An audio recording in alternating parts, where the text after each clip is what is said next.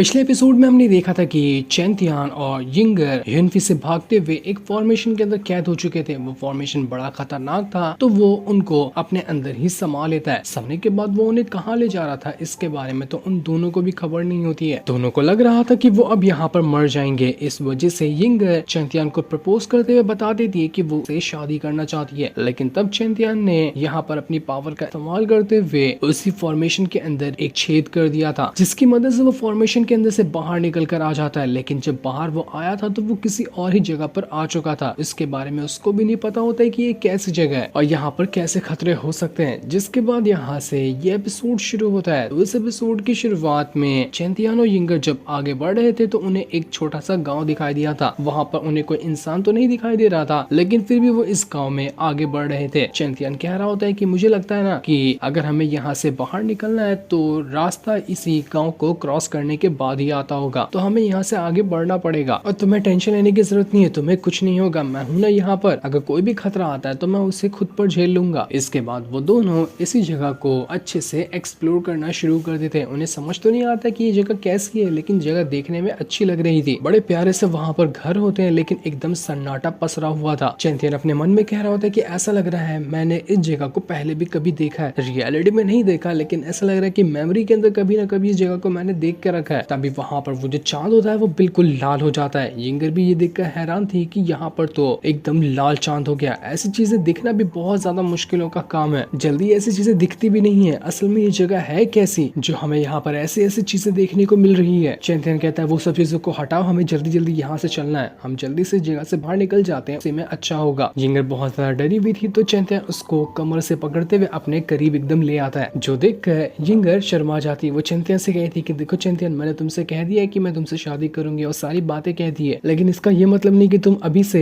इस तरह की हरकतें करना शुरू कर दो। देखो ये सब चीजें अभी मुझे बिल्कुल भी अच्छी नहीं लगती। चैंतियन कहता है कि अबे यार, मैंने कहा किया, कुछ तुम्हें खुद डर लग रहा था तो मैंने तुम्हें अपने पास ले आया ताकि तुम्हें डर थोड़ा कम लगे। और देखो तुम यहाँ पर मेरे इतने अच्छे काम को उल्टा समझ ली। ये लोग बातें कर ही रहे थे कि तभी उनको ऐसा महसूस होता है कि आसपास कोई ना कोई तो मौजूद है जो इनके ऊपर ही नजर रखे हुए। इस चीज को महसूस करके वो दोनों घबरा जाते हैं कि यहाँ पर कौन आ रहा है। इसके बाद चारों तरफ बिल्कुल व्हाइट कलर का धुआं फैलने लग जाता है और जैसे वहाँ पर धुआं फैला तब वहाँ पर एक के बाद एक करते हुए व्हाइट कलर के डीमंस आने लग गए थे। ये डीमंस बिल्कुल वांग के वॉन्डरिंग सोल के जैसे ही लग रहे थे। ऐसा लग रहा था कि ये पूरा इलाका इन्हीं डीमंस का है जो यहाँ पर रहा करते हैं। वो लोग यहाँ पर चैंतियान और यिंगर का मजाक उड़ा रहे थे। चैंतियान को समझ नहीं आता कि आखिर यहाँ पर ये डीमन कैसे आ गए, आखिर ये लोग है कौन। इसलिए चैंतियान यहाँ पर अपनी थोड़ी सी पावर को एक्टिवेट करता है। जैसे उसने पावर को एक्टिवेट किया था, सारे के सारे डीमन उड़कर दूर फेंका जाते हैं, लेकिन वो यहाँ पर उन दोनों को कुछ कर नहीं रहे थे। चैंतियन कहता है कि मुझे नहीं लगता कि इनका इंटेंशन कोई गलत है, ये लोग सीधा अपने रास्ते से आगे बढ़ रहे हैं, तो हमें इनको भी उंगली नहीं करनी चाहिए। यिंगर कहती है देखो ये सारे लोग एक तरफ जा रहे, तो हमें भी ना इनके पीछे चलना चाहिए, क्या पता इन लोगों को यहाँ से बाहर जाने का रास्ता पता हो और इनकी मदद से हम यहाँ से बाहर निकल सकते हैं। तो वो दोनों भी यहाँ पर उन्हीं डीमंस वगैरह का पीछा करना शुरू कर देते हैं। इसके बाद वो जो डीमंस वगैरह थे वो एक जगह पर आ जाते हैं जहाँ पर एक बंदा खड़ा हुआ था और उसके आसपास मूर्तियां भी होती हैं। वो बंदा कह रहा था कि हमारे इस इलाके में बहुत बड़ी तबाही आई थी, जिस वजह से हमारे सारे के सारे लोग मारे गए और रह गए तो सिर्फ उनके सोल वगैरह जो यहाँ पर हमेशा के लिए कैद होकर रह चुके हैं। उस लड़ाई में कई सारे हमारे जाबाज योद्धा थे, उनकी जान तक चली गई, तो उन्हीं को रिस्पेक्ट देने के लिए आज हम यहाँ पर इकट्ठा हुए हैं। लेकिन हमारा यहाँ पर इकट्ठा होना तो ठीक है, लेकिन ये दो बाहर के लोग यहाँ पर क्या कर रहे हैं। वो चैंतियन और यिंगर की बात कर रहा था कि ये आउटसाइडर यहाँ पर क्यों आ गए, इन लोगों को बाहर निकाल कर फेंक दिया जाए। इस वजह से वो जितने भी सोल थे अब यहाँ पर भड़क जाते हैं ताकि वो चैंतियन और यिंगर की जान ले सके, क्योंकि उन लोगों को लगने लग गया था कि जब यहाँ पर जो तबाही आई थी जिससे सारे लोगों की जान गई, उसमें भी इन दोनों का हाथ था। इसी वजह से वो सारे के सारे लोग इनके पीछे पड़ चुके थे ताकि दोनों को खत्म कर दें। चैंतियन और यिंगर जहाँ पर भी जा रहे थे ये सारी सोल वहाँ पर आने के बाद उनका पीछा कर रही होती है ताकि उनको खत्म कर सके। लेकिन तब चैंतियन यहाँ पर अपनी पावर को एक्टिवेट करता है और जितनी भी सोल उसके ऊपर अटैक करने वाली थी उसकी पावर की वजह से वो सभी वहाँ पर गायब होने लग जाती है। लेकिन तब चैंतियन के अंदर से स्वॉर्ड एम्पायर उससे कह रहा है कि अबे गधे, ये जो सोल है ना बड़ी काम की चीज है, ऐसे मार के इनको वेस्ट मत कर, इसको अपने स्पिरिचुअल वर्ल्ड के अंदर डाल ले, मैं यहाँ इनको हैंडल करता हूँ, बाद में कभी भी फाइट वगैरह होगी ना तो तू इनका इस्तेमाल कर सकता है, बिला वजह मार कर मतलब नहीं है। इस वजह से चैंतियन अपनी पावर को एक्टिवेट करता है और सारी सोल को अपने स्पिरिचुअल वर्ल्ड के अंदर डालने लग गया था, जहाँ पर स्वॉर्ड एम्पायर उन सभी सोल को कंट्रोल कर रहा होता है ताकि ये सोल यहाँ पर आने के बाद कुछ गड़बड़ी ना कर दे और स्वॉर्ड एम्पायर के कंट्रोल के अंदर अंदर ही है। वो छोटा वाला जो बीस्ट था वो उन सोल को देखकर बड़ा खुश होता है कि अरे वाह क्या कमाल की चीज है, मैं तो उनके साथ खेलूंगा और उनको खा भी जाऊंगा। वो जैसे उनके पास जा रहा था स्वॉर्ड एम्पायर उससे कहता है कि दूर हो जाए ऐसी चीजों से, ये तेरा गेम बजा देगी, मत जा इन सोल के पास, तेरे लिए अच्छा नहीं होगा। लेकिन डीमन के ना मानने पर स्वॉर्ड एम्पायर उसको वहां पर अपनी पावर की मदद से कैद कर लेता है। तो वहीं चैंथियन इतनी सारी सोल को अपने अंदर डाले जा रहा था लेकिन सोल तो खत्म होने का नाम ही नहीं ले रही थी। वो स्वॉर्ड एम्पायर से कहता है कि बस बहुत हो गया, मैं थक चुका हूँ, मुझे यहाँ से जाना चाहिए वरना ये सोल मेरी जान लेने की कोशिश करेंगे। इसके बाद वो यंगर का हाथ पकड़कर वहां से भागना शुरू कर देता है। लेकिन तब वहां पर वो बंदा पहुंच जाता है जो सभी सोल को भड़का दिया था इन दोनों के खिलाफ। वो कहता है कि जो भी यहाँ पर आता है वो जिंदा नहीं जाता, सिर्फ अपनी सोल को हमेशा के लिए यहाँ पर छोड़कर जाता है। तो तुम भी अपनी सोल को हमेशा के लिए यहाँ पर छोड़ने के लिए रेडी हो जाओ। वो यहाँ पर चैंथियन और यंगर के ऊपर अटैक करने की तैयारी कर रहा था लेकिन चैंथियन अपने हाथ के अंदर से वो ड्रैगन स्पिरिट निकाल कर उस बंदे के ऊपर अटैक कर देता है। लेकिन उस बंदे को तो कुछ हुआ ही नहीं था। वो दोबारा से यहाँ पर चैंथियन के पीछे बढ़ जाता है ताकि वो की जान ले सके। ये दोनों तो यहाँ पर फाइट करने में बिजी हो चुके थे लेकिन जब यंगर अकेले होती है तो वहां पर वो बाकी की सोल आने लग जाती है ताकि यंगर को मार सके। तो यंगर भी अपना फुल पावर को एक्टिवेट कर लेती है ताकि उन सोल से लड़ सके। और इसके बाद वो उन सोल के साथ फाइट करने लग गई थी कि फाइट बहुत ज्यादा जबरदस्त चल रही होती है जहाँ एक के बाद एक करते हुए यंगर उन सोल को मारे जा रही थी। काफी सारी सोल को उसने ऐसे ही मार दिया था। यहाँ पर ये सोल को मार रही थी तो वहीं चैंथियन भी अब यहाँ पर सोल के साथ फाइट करना शुरू कर देता है। उसको भी जितनी सोल मिल रही थी वो उन सभी को मारे जा रहा था लेकिन तभी उसके स्पिरिचुअल वर्ल्ड में गड़बड़ होने लग जाती है क्योंकि वो जो डीमन था वो स्वॉर्ड एम्पायर के कंट्रोल से बाहर निकलने की कोशिश कर रहा था। इसी वजह से चैंथियन की हालत बाहर से खराब हो रही थी। स्वॉर्ड एम्पायर उससे कहता कि कितना नाटक करेगा, मैं बहुत हो गया तेरा, एक बार और तूने यहाँ से बाहर निकलने की कोशिश की ना तो मुझसे बुरा कोई नहीं होगा। ये सुनकर वो छोटा वाला डीमन स्वॉर्ड एम्पायर के ऊपर ही अटैक कर देता है जिस वजह से स्वॉर्ड एम्पायर घसक कर दूर जाकर गिरा था। ये छोटा सा डीमन तो बहुत ज्यादा स्ट्रॉन्ग निकला जिस चीज से स्वॉर्ड एम्पायर भड़क जाता है कि आखिर ये कुत्ते का बच्चा पागल हो गया है क्या, ये मेरे ऊपर क्यों अटैक कर रहा है, नहीं छोड़ूंगा इसको, एक बार ये वापस आ जाए मैं इसकी जान ले लूंगा। इसके बाद वो जो छोटा वाला बीस्ट था वो सीधा चैंथियन के अंदर से बाहर निकल कर आ जाता है। बाहर आने के बाद तो उसने सभी सोल वगैरह के ऊपर अटैक करना शुरू कर दिया था। लेकिन ये क्या, जितने भी लोग यहाँ पर उस बीस्ट को देखते हैं वो सभी उसके सामने झुककर ग्रीट करने लग जाते हैं और उससे कह रहे थे कि बीस्ट किंग हम आपको ग्रीट करते हैं, आपका स्वागत है यहाँ पर। चैंथियन और यंगर दोनों हैरान कि अबे यार ये क्या सीन है, ये लोग इस छोटे से बीस्ट को ग्रीट क्यों कर रहे हैं, आखिर लगता क्या है ये इनका। वो बीस्ट यहाँ पर चैंथियन को कुछ समझाने की भी कोशिश कर रहा था लेकिन उसको बोलना नहीं आता तो वो चैंथियन की बातें समझ नहीं पाता। लेकिन वो बीस्ट चैंथियन को घसीटते हुए आगे ले जा रहा था ताकि उन सभी सोल के पास उसको ले जा सके। वो बंदा जो सभी सोल को यहाँ पर भड़काया था वो कह रहा होता है कि जो भविष्यवाणी की गई थी मेरे मास्टर के द्वारा वो सच हो रही है। उन्होंने कहा था कि एक बहुत ही खतरनाक बीस्ट किंग जो होगा वो यहाँ पर आएगा, उसके बाद ही सब कुछ ठीक होने लग जाएगा। तो बीस्ट किंग यहाँ पर आ चुका है, इसके बाद हमारे अच्छे दिन भी आने वाले होंगे और मुझे लगता है कि वो अच्छे दिन हमारे लिए चैंथियन ही लेकर आएगा। मुझसे गलती हो गई कि मैंने उसको दुश्मन समझा लेकिन ये तो हमारा दोस्त निकला। इसके बाद वो जो छोटा वाला बीस्ट होता है वो सीधा वहां पर जो मूर्ति लगी हुई थी जो कि हीरोज की मूर्ति होती है जिन्होंने इस जगह को बचाने के लिए अपनी जान वगैरह दी थी उसके ऊपर अपनी पावर को डालने लग जाता है जिस वजह से वहां से बहुत ज्यादा पावर बाहर निकल कर आने लग गई थी। और ऐसा होते ही चैंथियन किसी अलग ही वर्ल्ड के अंदर पहुंच जाता है जिस वजह से उसके सामने वो बंदा आ चुका था जिस बंदे से वो काफी टाइम पहले भी मिला था। चैंथियन उसको देखकर कहता है कि तुम फिर से मेरे सामने आ गए, आखिर तुम हो कौन, तुम मुझे बताते क्यों नहीं कि तुम कौन हो और मुझसे मिलने का तुम्हारा। लेकिन वो बंदा यहाँ पर कह रहा था कि अभी टाइम नहीं आया पर मैंने तुम्हारे लिए यहाँ पर कोई चीज छोड़ कर रखी है जिसका तुम्हें इस्तेमाल करना है। एक बार अगर तुम्हें वो चीज मिल गई ना तो उसके बाद ये जो सोल है इनकी जिंदगी को बचा लेना और उसके बाद तुम उस चीज का हमेशा के लिए इस्तेमाल कर सकते हो जो चीज मैंने तुम्हारे लिए यहाँ पर छोड़ी है। चंदन कहते हैं इतने सारी सोल है मैं उनको कैसे बचाऊंगा, यहाँ पर मुझे कुछ समझ नहीं आ रहा कि आखिर मैं करूँ तो करूँ क्या। वो बंदा कह रहा था कि देखो वो गलती कभी मत करना जो मैंने गलती कर चुका हूँ जिस वजह से मेरी ऐसी हालत है, इसलिए मैं तुम्हें हर बार आकर चेतावनी देता हूँ कि आगे तुम्हें क्या करना है ताकि तुम मेरी वाली गलती को दोबारा ना दोहरा सको वरना तुम्हारी भी जिंदगी बिल्कुल मेरी तरह बर्बाद हो जाएगी। चैंथियन उससे कहता देखो मुझे पहेलियां मत बुझाओ, मुझे साफ साफ तरीके से बताओ कि तुम कहना क्या चाहते हो, जब भी आते हो कुछ ऐसी पहेलियों में बातें करके चले जाते हो। लेकिन इस बार भी वो बंदा चैंथियन को कुछ नहीं बताता और वहां से दोबारा गायब हो जाता है। तो वहीं यंगर जो थी उसको लग रहा था कि ये साइलो अभी भी खतरा है तो